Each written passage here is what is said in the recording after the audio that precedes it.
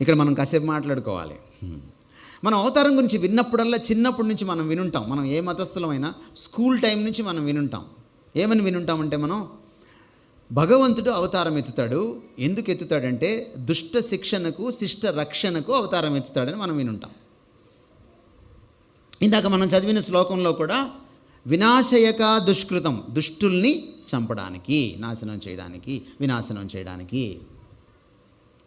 పరిత్రాణాయ సాధునం, శిష్టులను రక్షించడానికి, పరిరక్షించడానికి. నాకు కాసేపు ఆగి మనం ఆలోచన చేయాలి. ఎందుకంటే మీరంతా విఘ్నులు కాబట్టి లాజికల్గా ఈ రాత్రి ఆలోచించాలి.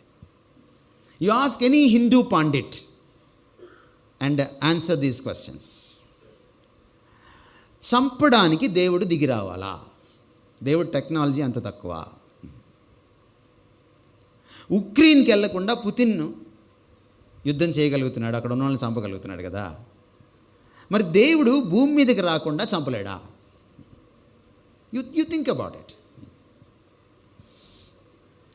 ఆఫ్ఘనిస్తాన్లో ఉన్న తాలిబాన్ టెర్రరిస్టుల్ని జార్జ్ బుష్ ఆఫ్ఘనిస్తాన్కి వెళ్ళి చంపాడా? వైట్ హౌస్లో కూర్చొని చంపాడు. Isn't God greater than Putin and George Bush? కాదంటారా? దేవుడు ఎవరినైనా చంపాలనుకున్నాడు అనుకోండి, ఏం చేయొచ్చు దేవుడు? మనం ఒకవేళ దేవుడికి ఐడియాలు ఇస్తే, మనకు అంత సీన్ ఉంటే, తాతకి దగ్గులు నేర్పించినట్టు, ఓ పిడుగు మీద పడవచ్చు, ఓ పాము కాటేయచ్చు కదండి, ఓ డెంగ్యూ వ్యాధి రావచ్చు, ఓ కరోనా వచ్చిపోవచ్చు, ఎవడికో కోపం వచ్చి కత్తి తీసుకొని పడవచ్చు, ఓ రోడ్ యాక్సిడెంట్ అవ్వచ్చు.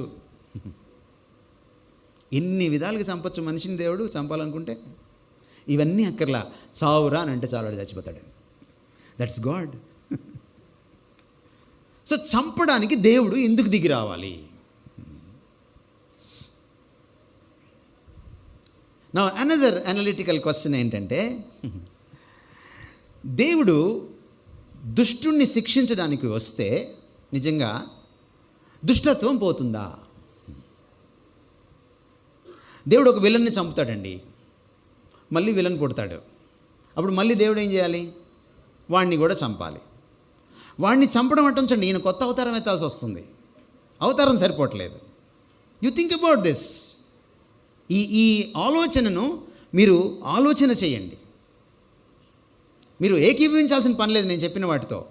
ఇది లాజికలా కాదా మీరు ఆలోచన చేయండి.